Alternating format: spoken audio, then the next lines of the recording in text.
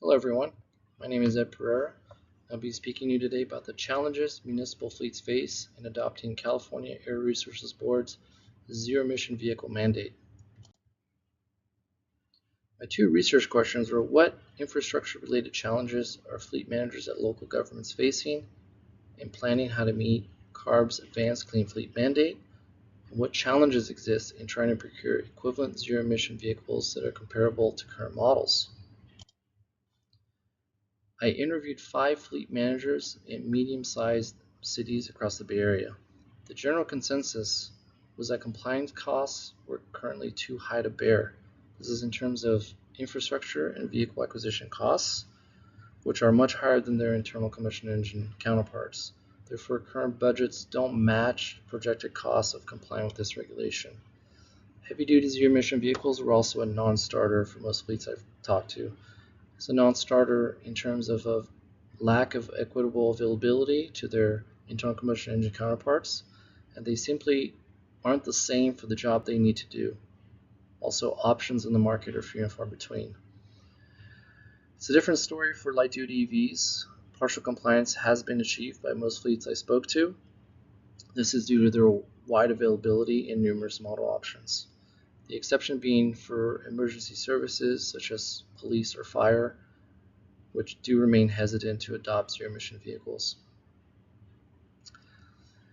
Most managers I talked to also experienced a 10-year timeline with utility companies for charging infrastructure build-outs, not the 2 or 3 year timeline needed to meet ACF guidelines. A lot of hurdles involved, especially financial and dealing with grid capabilities. Finally, shop renovations are also expensive and land dependent. Not all fleets can update their shops to accommodate EV repairs, which require more space due to safety requirements and more tools and training.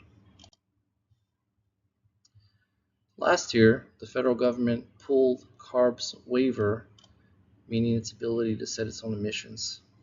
And the result of this has been that 87% of applicable emissions previously subject to ACF regulation were removed, meaning the state of California can now only regulate 13% of the emissions left over. That 13% is the emissions that are output by government fleets.